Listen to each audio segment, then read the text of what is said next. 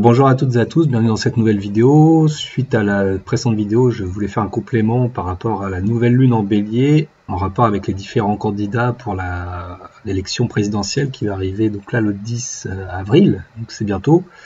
Donc c'est pendant cette nouvelle lune. Donc c'est vrai que j'ai parlé de la nouvelle lune de manière assez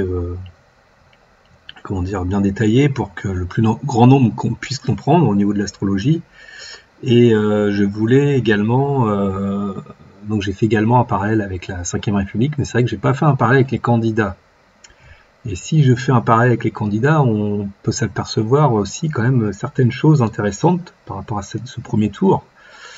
Donc là c'est le thème de la nouvelle lune en bélier, du 1er avril, donc aujourd'hui à 8h24 heure de Paris, là où je fais la vidéo. Donc donc je vais pas revenir sur la nouvelle lune, la nouvelle lune est ici, soleil conjoint lune, en bélier.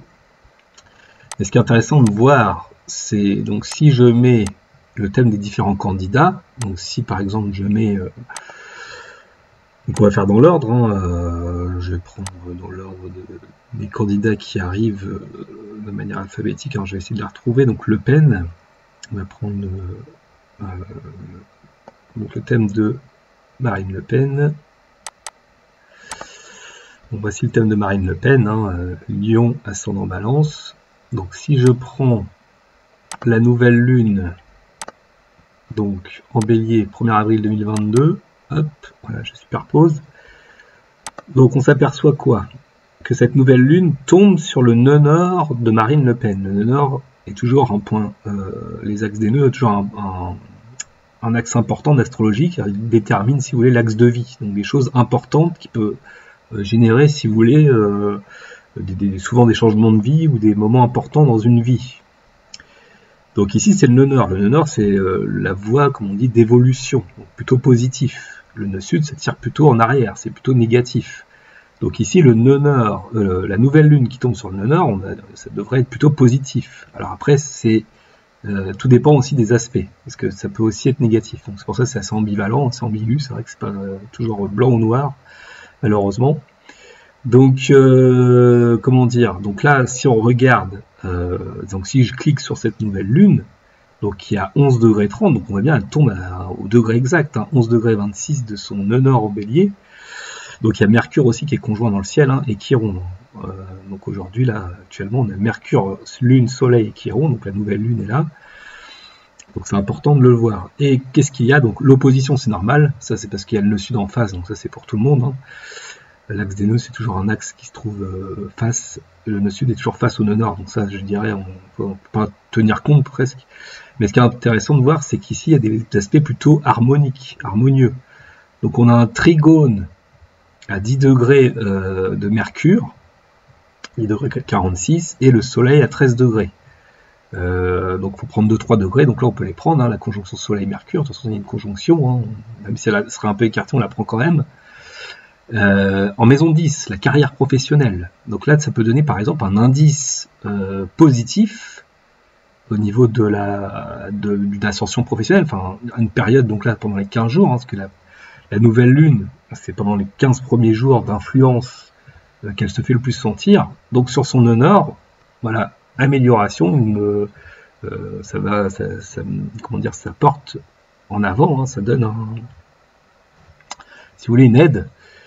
Et trigone, donc un aspect de 120 degrés, donc trigone à sa conjonction Soleil-Mercure en Lion en 10, là c'est assez, on va dire, positif. En plus, la Lune, donc Soleil-Lune, c'est la conjonction, c'est les maîtres de sa maison 10. Donc ça, c'est un indice quand même très important. En plus, il y a Mercure. Mercure, maître alors de 8, de 9, maître de la 11, la politique par exemple, 12. Donc c'est assez, je dirais, pour Marine Le Pen, là, juste par rapport à ça. Je n'ai pas pris tout le reste, forcément, parce que j'ai déjà fait une analyse. Vous pouvez retrouver mes anciennes vidéos sur les analyses des élections par candidat, mais c'est vrai que j'avais pas fait donc juste avant, donc c'est-à-dire le 1er avril, ici, pendant cette nouvelle lune qui va avoir une influence. Et c'est vrai que là, avec ces aspects-là, c'est plutôt positif pour Marine Le Pen. Donc Donc ça peut laisser présager quelque chose de vraiment bon pour elle. En plus, il y a un sextile, bon, à la lune noire corrigée, bon, ça c'est plutôt vraiment mineur, on va pas en parler. Mais voilà. Donc déjà, voilà, Marine Le Pen, on voit ça. Alors maintenant, je vais prendre donc la suite, donc Emmanuel Macron. Voilà, donc là c'est son thème, hein, donc Sagittaire ascendant Capricorne. Donc si je mets la nouvelle lune donc d'aujourd'hui du 1er avril 2022 à 6h24, enfin 8h24 heure de Paris. Donc la nouvelle lune ici, pour Monsieur Macron, tombe sur son nœud sud. On voit, il y a aussi un point. Donc là, c'est pas le nœud nord de Marine Le Pen, c'est le nœud sud, c'est inversé. Parce que Macron a un nœud sud en Bélier, un nœud nord en Balance, donc là, ça tire plutôt vers le bas. Soleil, lune. Alors chez Marine Le Pen, c'est tombé dans sa maison 6, le travail quotidien. En revanche, chez Macron, ça tombe dans sa maison 2, donc tout ce qui est en rapport avec les finances, l'argent. Et qu'est-ce qu'on apprend actuellement, depuis là quelques temps? Il a le scandale du McKinsey, les cabinets de conseil là, qui financent à hauteur de millions pour des rapports, voilà, enfin un scandale. Hein, donc bon, je vais pas revenir sur cette affaire-là, mais voilà. Donc il y a une révélation à ça. Alors en même temps, alors j'allais dire heureusement pour lui, parce qu'il a un trigone Mars. Hein, la nouvelle lune fait un trigone à Mars qui est maître, donc son Mars natal, hein, qui est maître de son nœud sud. Donc la nouvelle lune là, elle est trigone à Mars natal. Donc quelque part, il a quand même des forts appuis, parce que c'est un Mars qui est en 7. Donc ça, c'est tout ce qui est en rapport avec le relationnel, en fait, les autres. Donc il est quand même aidé, on va dire. Mais attention, en face, il y a l'opposition, donc forcément de nord, mais Pluton qui est pas loin. En plus, la Lune va avancer d'ici quelques heures. Donc là, en fin d'après-midi, par exemple, il a l'opposition Lune-Pluton. Bon, il l'a pas au natal, mais voilà, bon, c'est rapide. Mais voilà. En plus, Pluton arrive à l'ascendant bientôt, hein, il est toujours en 12. Il sera à l'ascendant en fin d'année, là. Ça peut faire des révélations explosives. Donc ça peut être quelque chose qui peut être le début d'un scandale qui risque de le suivre. D'autant que la conjonction Jupiter-Neptune que j'avais déjà parlé, je ne vais pas revenir dessus, on se rappelle, elle est carrée à sa Vénus natale, en 11, la politique, et Jupiter-Neptune, c'est ses maîtres de maison 2, donc les maîtres du secteur des finances, de l'argent. Parce que le Soleil-Lune tombe dans la maison 2 en Bélier, mais elle commence, on voit bien la maison 2, la cuspide de 2, hein, le petit triangle qui est là à 25, là, commence en Poisson ici, à 25 degrés. Et donc Jupiter-Neptune est encore à l'ascendant, mais il est maître de ces maisons 2, parce que Jupiter-Neptune est gouverné par Neptune et Jupiter, justement. C'est ce qu'on appelle les maîtrises en astrologie. Donc là, il y a un excès, on voit, avec Vénus, hein, c'est souvent les grandes dépenses, Vénus-Jupiter, et que Neptune, bah, voilà, c'est dans le flou, dans les choses pas claires. Maître de 2, donc ça correspond bien à ça.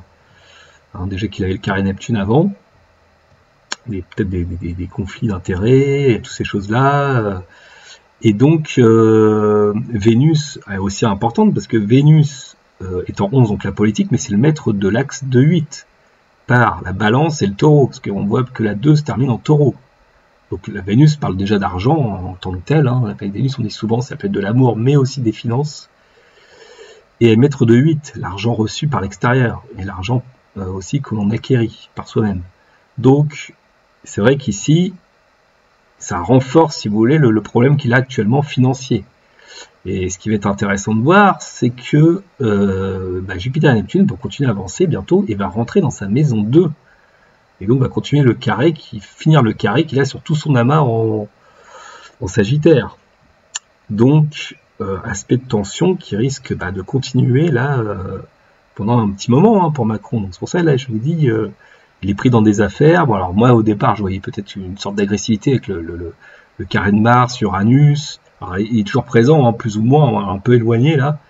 Mais on a quand même Uranus qui va arriver sur la Lune, l'opposition à Uranus pendant les élections. Bon, ça, on en a déjà parlé, vous en verrez, mais c'est une période tendue quand même pour lui par rapport à ça. Donc là, le McKinsey Gate ou le Macron Gate, je sais pas comment on pourrait dire ça, mais voilà, c'est présent. Puis ça risque de le suivre, surtout quand Pluton passera l'ascendant.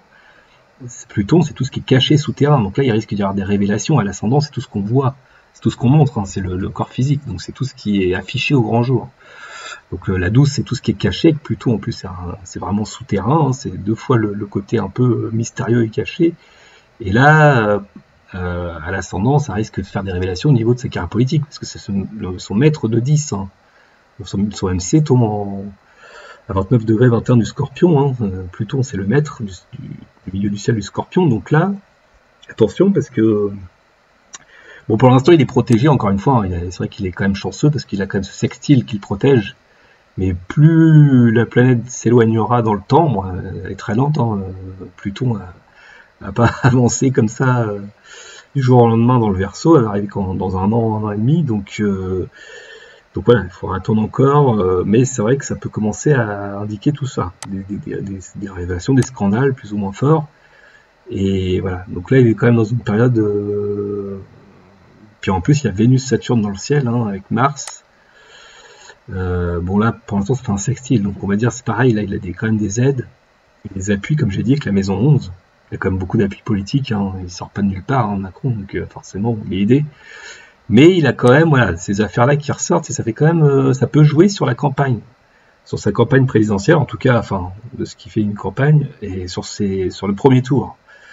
Donc, alors après, à savoir si le premier tour, il sera aidé, c'est vrai que, bon, par rapport au thème, je n'étais pas forcément persuadé, mais, comme je vous ai dit, après, si c'est plus ou moins truqué, j'ai pas de certitude absolue, il paraît que c'est pas possible, sauf par rapport aux machines de vote, mais les machines de vote électroniques, je dirais, sont pas généralisé, soi-disant, après je sais pas trop, mais il paraît que c'est très contrôlé. Bon, après je peux pas dire, donc je suis pas sur le terrain, je peux pas dire. Mais voilà, il y a eu des annonces comme quoi c'était truqué, hein, par notamment une ministre russe, je crois. Donc voilà. Après voilà, on peut tout accuser, j'ai pas de preuve là-dessus, mais ce serait pas impossible. Bon, en tout cas, il a quand même des appuis, donc c'est pour ça que voilà, il est plus ou moins aidé quand même, malgré ses problèmes financiers actuels. Alors je vais continuer, on va voir que tous les candidats en fait sont impactés par cette nouvelle lune. Donc ensuite, après Macron, on va faire la suite. Donc on a Pécresse. Alors Valérie Pécresse. Voilà. Donc son thème, donc il y a les cancers ascendant Bélier, je vais pas revenir dessus, donc je vais vous mettre la nouvelle lune. La nouvelle lune du 1er avril. Donc, on voit donc cette nouvelle lune, elle tourne dans sa maison 12, donc c'est souvent pas terrible, mais la maison 12, c'est la maison intérieure des épreuves, des difficultés, sur son Saturne en plus natal, à 12 degrés, donc il y a 1 degré d'écart. Donc on voit bien, ça tombe aussi encore une fois sur une planète. Donc on voit qu'ils vont être impactés ces candidats-là. On voit que ça va être déterminant pour eux parce que c'est les maîtres de 10 à chaque fois plus ou moins qui sont impactés. Pareil pour la conjonction Jupiter-Neptune. Jupiter c'était le second maître de 10 de Macron et Pluton maître de 10. Mais bon, c'était pas la nouvelle lune. Mais en tout cas pour Pécresse, pareil, la nouvelle lune tombe sur son maître de 10, Saturne. Donc, et qu'est-ce qu'on voit? Là, il y a quand même des aspects assez complexes, assez difficiles. Carré milieu du ciel, donc ça réactive, si vous voulez, le carré de Saturne au milieu du ciel. Alors, c'est pas un négatif en soi, c'est pas que là, elle peut pas accéder au second tour, par exemple, mais ça peut quand même donner de fortes frustrations et de difficultés. Surtout qu'il y a l'opposition à la Lune.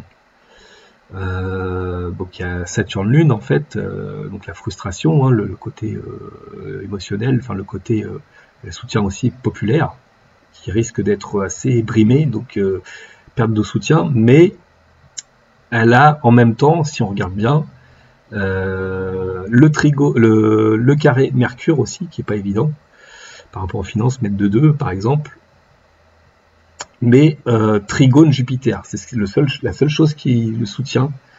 Donc elle a quand même un trigone Jupiter, alors aspect séparant, parce que Jupiter est à 9 degrés, enfin presque 10, et le Soleil Lune 120. Donc il y a quand même, je dirais, mais c'est plus maître de 8 et 9, donc appui, finance extérieure. Après pour une réussite passage du second tour, bon là on sait qu'à ce moment-là, au moment du second tour, la Lune sera sur Jupiter. donc ça l'aide aussi, mais c'est vrai qu'il y a quand même beaucoup d'aspects, je dirais, assez compliqués à ce moment-là. Donc là, cette nouvelle lune ne l'aide pas non plus.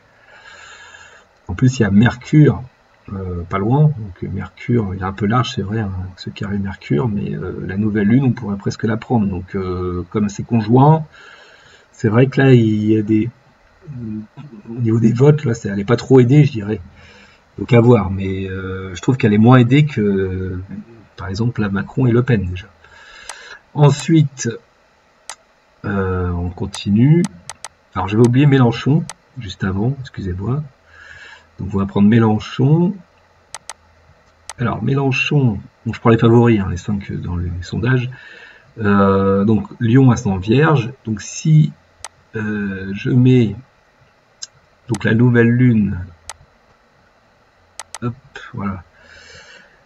Et ben pareil, on voit, elle tombe sur son Jupiter, cette nouvelle lune, Jupiter en 7. Et donc comme Marine Le Pen, on voit Mercure, Lune sont les maîtres de 10, du ciel en Gémeaux.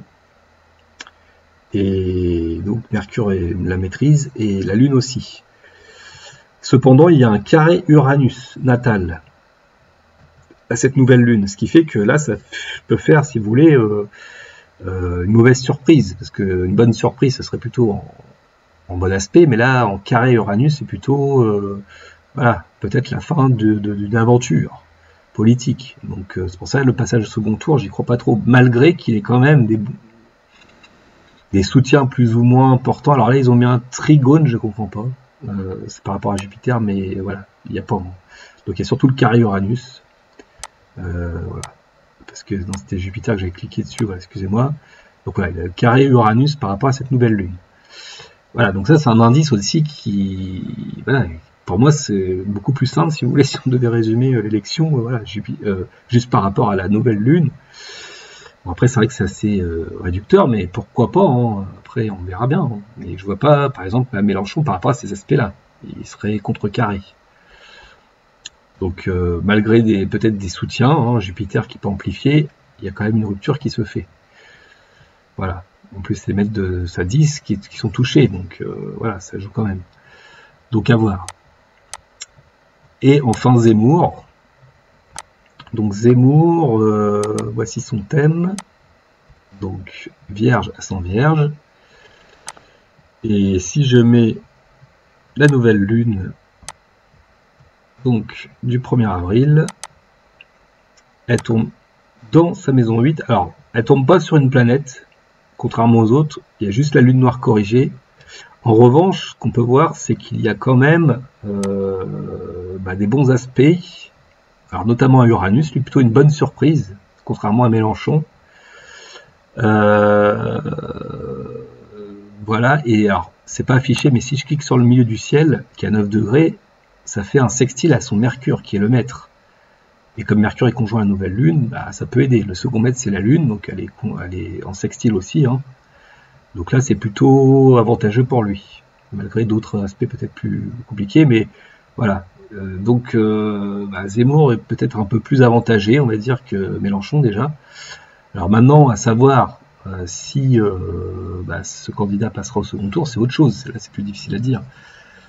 Il y a ses chances, c'est sûr, comme Mélenchon d'ailleurs, mais voilà, si je devais faire un choix, c'est vrai que ça reflète un peu les sondages, je dirais. Donc, alors peut-être avantage quand même pour Le Pen par rapport à Macron. Donc je dirais Le Pen en premier, Macron forcément. Peut-être Zemmour troisième, Pécresse et Mélenchon. Malgré que bon, je pensais quand même que Mélenchon ferait quand même un bon score, mais après ça peut être très serré, hein, ça peut jouer à un degré près, à 1% près entre, par exemple, les candidats ou deux, enfin, vous voyez. Donc voilà, donc après à voir, hein, là c'est vraiment des prospectifs juste par rapport à cette nouvelle lune, hein, ne prenez pas compte de ça par rapport à je dirais, tout ce que j'ai fait par rapport aux analyses précédentes, mais ça peut compléter. Donc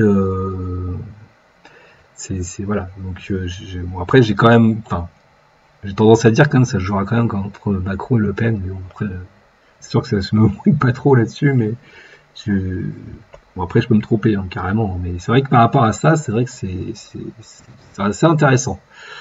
Voilà, donc je voulais juste faire cette parenthèse sur les prochaines élections là qui vont arriver donc assez rapidement, hein, donc pas ce week-end-là, le week-end prochain, le 10, dimanche 10 avril.